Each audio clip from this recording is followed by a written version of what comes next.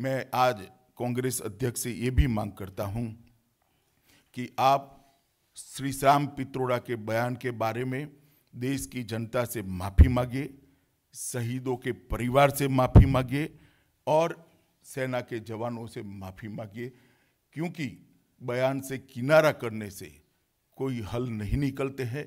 देश की जनता आपका किनारा करने की राजनीति को समझ चुकी है। कई ढेर सारे लोग जो बयान देने के लिए आपके इर्द गिर्द लेकर घूमते हो, उसको देश की जनता अच्छे से पहचान गई है। और मैं देश की जनता को आज भारतीय जनता पार्टी की ओर से और भारतीय जनता पार्टी की हमारी जो जीरो टॉलरेंस की पॉलिसी है, इसके लिए फिर से एक बार विश्वास दिलाना चाहता हूं कि भारतीय जनता पार्टी ही इस देश को सुरक्षा दे सकती है। भारतीय जनता पार्टी ही आतंकवाद को मुंह तोड़ जवाब दे सकती है। भारतीय जनता पार्टी ही पाकिस्तान की साजिशों को नाकाम कर सकती है, इसका मुंह तोड़ जवाब दे सकती है और देश की सुरक्षा को सुनिश्चित कर सकती है। और कूटनीतिक तरीके से पाकिस्तान को जिस तरह से अलग थलग दुनिया में करा है, इस दिशा में भारतीय जनता पार्टी की अलावे कोई नहीं ले जा सकता।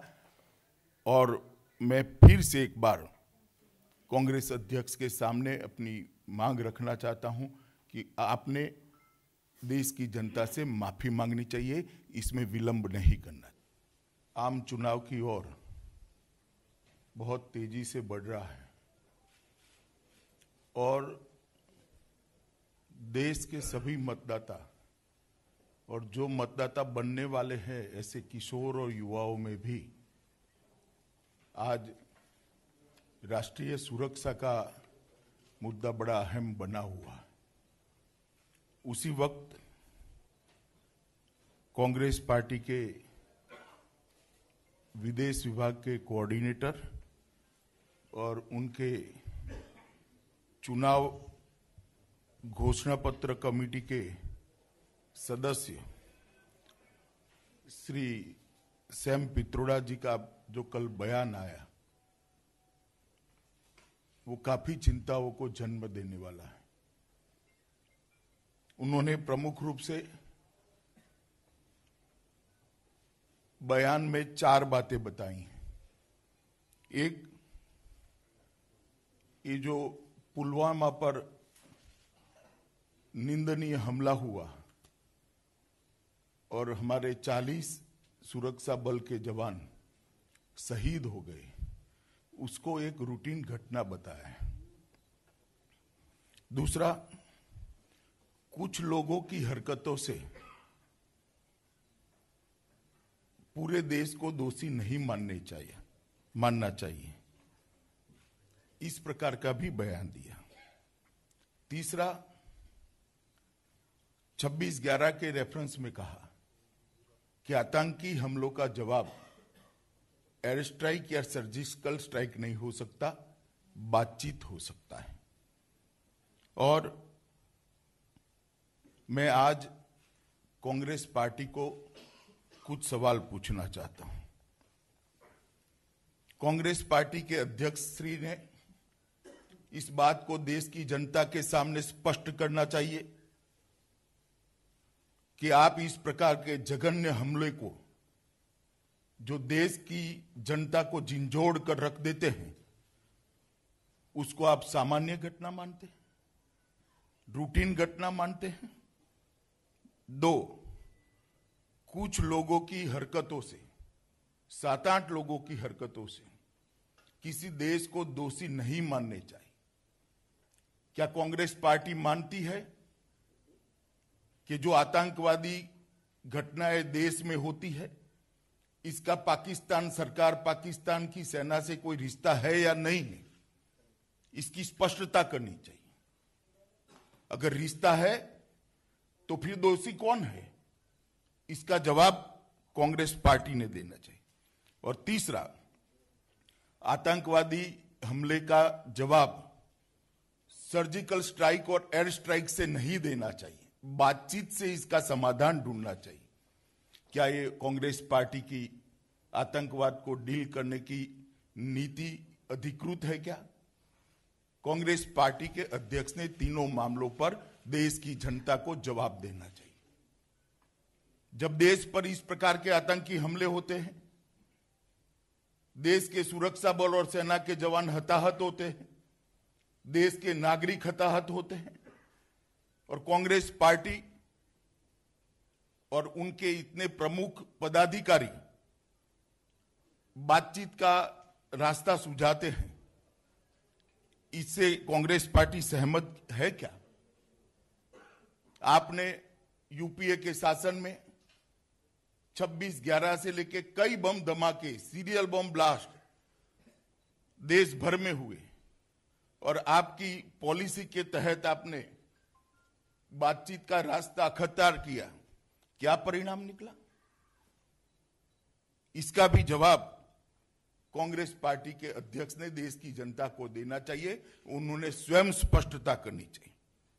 कांग्रेस पार्टी हर बार चुनाव नजदीक आती है तो तुष्टीकरण की राजनीति करती है, एपीसमेंट की पॉलिटिक्स करती है, वोट बैंक की पॉलिटिक्स करती है। इसमें मुझे कोई आपत्ति नहीं है, ये उनकी परंपरा है। कई सालों से, 3 दशकों से कांग्रेस ने एपीसमेंट का बीज इस देश के अंदर बोया है। हमें इसमें कोई आपत्ति नहीं है, देश की जनता इसको जानती है। परंतु वोट बैंक की राजनीति क्या देश हित से ऊपर हो सकती है? वोट बैंक की राजनीति शहीदों के खून के ऊपर हो सकती है? वोट बैंक की राजनीति क्या शहीद परिवारों के दुख के ऊपर हो सकती है? इसका भी जवाब कांग्रेस पार्टी के अध्यक्ष ने देना चाहिए। कांग्रेस पार्टी के इस बयान से देश के जवानों की शहीदगी का अपमान हुआ है, देश की सुरक्षा पर एक सवालिया निशान खड़ा किया है, और जो देश को हताहत करने में लगे हैं उनका मनोबल बढ़ा है। ये तीनों बातों का जवाब कांग्रेस पार्टी ने देना चाहिए। 7 मार्च को स्वयं कांग्रेस अध्यक्ष ने कहा कि कांग्रेस एयर स्ट्राइक पर जो सवाल उठे हैं उसके जवाब मिलने चाहिए। किसके सवालों का जवाब चाहते हैं आप? कौन सवाल उठा रहा है? एयरफोर्स पर सवाल उठाने का काम कौन कर रहा है? आप अपरोक्ष रूप से किसका समर्थन करते हैं? भारतीय एयरफोर्स, भारत की एयरफोर्स पर संदेह करना ये किसी भी पार्टी के राष्ट्रीय अध्यक्ष के लिए मैं मानता हूं उचित नहीं है। इसका भी जवाब उन्होंने देना चाहिए। जब 6 अक्टूबर 2016 को शायद यूपी में कांग्रेस अध्यक्ष ने एक बयान दिया था कि आप खून की दलाली करते हो, उस वक्त सर्जिकल स्ट्राइक हुई थी। सर्जिकल स्ट्राइक के वक्त उसको आप खून की दलाली का टैग लगाने का प्रयास करते हो। एयर स्ट्राइक के वक्त उस पर शंका उत्पन्न करते हो। किसको खुश करना चाहते हैं आप? वोट बैंक की राजनीति को इतने आगे ले जाने का प्रयास मत करिए, पूरा देश आपको देख रहा है। जेएनयू में जब भारत विरोधी नारे लगते हैं, आप इसको अभिव्यक्ति की आजादी कहते हैं, और इनके समर्थन में वहां जाकर खड़े होते हैं। ये भी एक वोट बैंक की राजनीति का तुष्टीकरण का एक घिनौना उदाहरण है। इसके बाद में कल हमेशा की तरह कांग्रेस ने इस बयान से किनारा कर लिया। मैं एक सलाह देना चाहता हूं कांग्रेस पार्टी को, आपके किनारे को देश की जनता ठीक तरह से समझती है, इसीलिए आपको किनारे कर दिया है। कोई भी बयान देना, तुष्टीकरण की पॉलिटिक्स करना आपकी रणनीति का हिस्सा है। कभी बीके हरिप्रसाद को व्यक्तिगत बयान बता देते हैं, कभी दिग्विजय सिंह के बयान को व्यक्तिगत बयान बता देते हैं, कभी पी चिदंबरम के बयान को व्यक्तिगत बयान बता देते हैं, कभी कपिल सिब्बल के बयान को व्यक्तिगत बयान बता देते हैं, कभी नवजोत सिंह सिद्धू के बयान को व्यक्तिगत बयान बता देते हैं, मणिशंकर अय्यर को एक्सपेल कर वापिस ले लेते हो, संदीप दीक्षित जब सेनाध्यक्ष गुंडे जैसे हैं कहते हैं, उनको व्यक्तिगत बयान बता देते हो, मगर ये लोगों को कुछ नहीं होता। वो कांग्रेस अध्यक्ष के इर्द गिर्द घूमते हैं।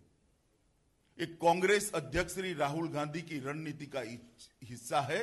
वोट बैंक की ओछी राजनीति, तुष्टीकरण की राजनीति, इर्द गिर्द से लोगों से कराते रहो, बयान से किनारा करते रहो, देश हित के ऊपर वोट प्राप्त करने की राजनीति करते रहो। मैं मानता हूं कि देश की जनता इसको अब समझ चुकी है और कांग्रेस अध्यक्ष ने स्वयं इस बयान के लिए माफी मांगनी चाहिए, देश के जवानों की माफी मांगनी चाहिए, देश के सुरक्षा बल और सेना की माफी मांगनी चाहिए और देश की जनता की भी माफी मांगनी